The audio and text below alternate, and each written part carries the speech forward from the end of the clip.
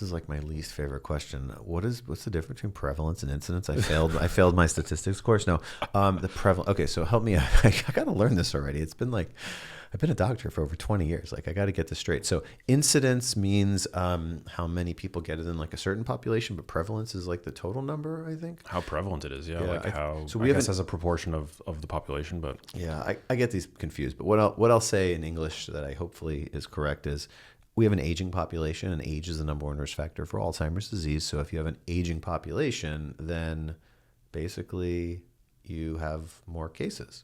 But I believe in the population as a whole, because we have more attention now on vascular risk factors, treating high blood pressure, treating high cholesterol, treating diabetes, these new weight loss drugs, these GLP-1s, I think that's going to knock down the rate of people with dementia and Alzheimer's and vascular cognitive decline. So, I think there's a balance there between, we're better at modifying risk factors pharmacologically. We're learning more about brain health in terms of lifestyle, though we still have a ways to go. But no matter what, we have an aging population, and that's tricky, especially globally.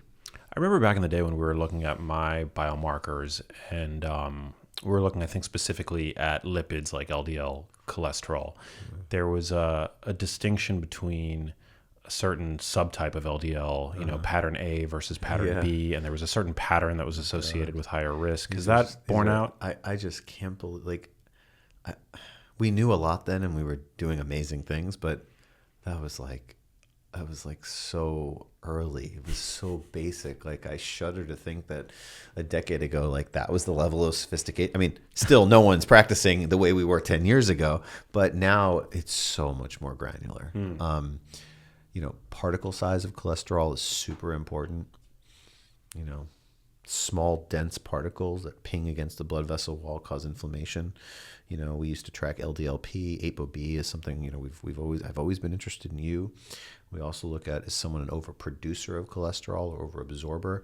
Something called ApoA1, which is a subtype of HDL cholesterol, which whether you're E4 positive or negative, I thought back then it was just E4 positives, but now it may be everybody. The higher that is, the lower the risk of Alzheimer's. There's also Lp(a). There is so much nuance and complications here. And then there's desmosterol, which we've been following.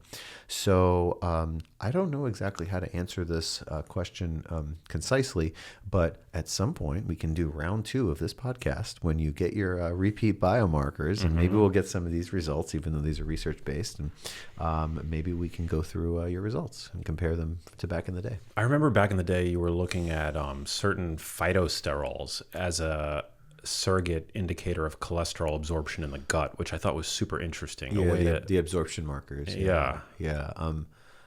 I know a lot more about that now, but I think the production markers are a little bit more relevant for brain now. That's what I've learned, specifically desmosterol. Oversuppression of desmosterol may be worrisome. I'm going to tiptoe around this subject, but is cholesterol good or bad for the brain, right?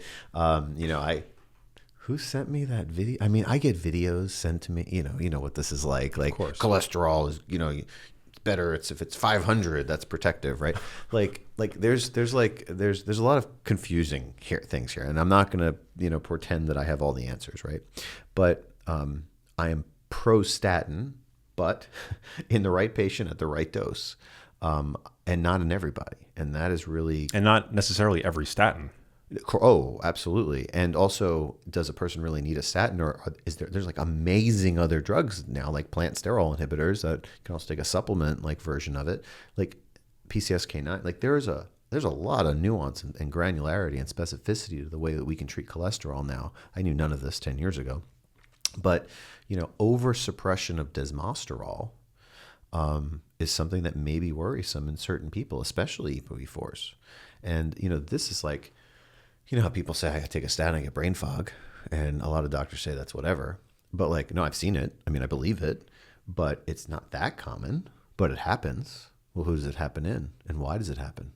Well, maybe it's because of certain people with certain genes. Too high a dose of a statin can suppress something like desmosterol, and then you have the brain fog, right? This is stuff that I'm really interested in. I'm trying to sort out. This is nuance. This is personalized medicine, precision medicine, whatever we call it. But there's nuance here, and we're trying to figure this out. One of the things with statins that I will say is, I hope I get this right, 5 milligrams of Crestor. Let's just get people on the lowest possible dose of a statin, just because we're just not sure. 85%, I think I'm saying this right, 85% of the effect of a statin, of rosuvastatin, which is a hydrophilic statin, 5 milligrams, 85% of the effect on cholesterol lowering is from 5 milligrams. So why go to 20? Really? Why? You're just going to keep going up on it? Is that? So if we don't know, and if we're unclear and we're unsure, there are other medicines out there. Problem is, some of those other medicines aren't covered by insurance, and they're injectables. PCSK9 drugs are amazing. Repatha, nothing to disclose. Again, no pharmaceutical, anything, whatever. And I'm forgetting what the non-brand name of Repatha is, but there's multi-year data that shows there's nothing bad happens cognitively using that PCSK9 inhibitor. Because they enhance LDL clearance by way of the liver, increasing availability of these LDL receptors on the surface of the liver. Yeah, so fundamentally it makes sense. Theoretically, it wouldn't. I mean, again, theoretically, and I don't know if this is more well understood science than I understand it, but it shouldn't impact the brain's cholesterol machinery the way a lipophilic statin might. Yeah, and the hydrophilic versus lipophilic story is confusing to me, because I thought it was stay away from lipophilic, only use hydrophilic, and then I'm wait a minute, I'm not sure that's correct.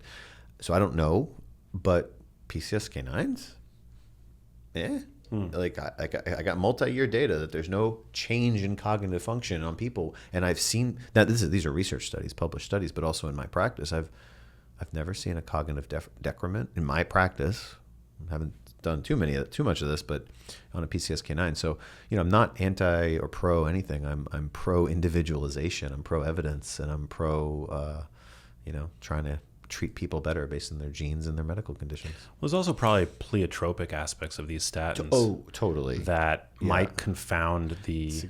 100% correct. Right? I mean, statins are anti-inflammatory. Yep. Yeah.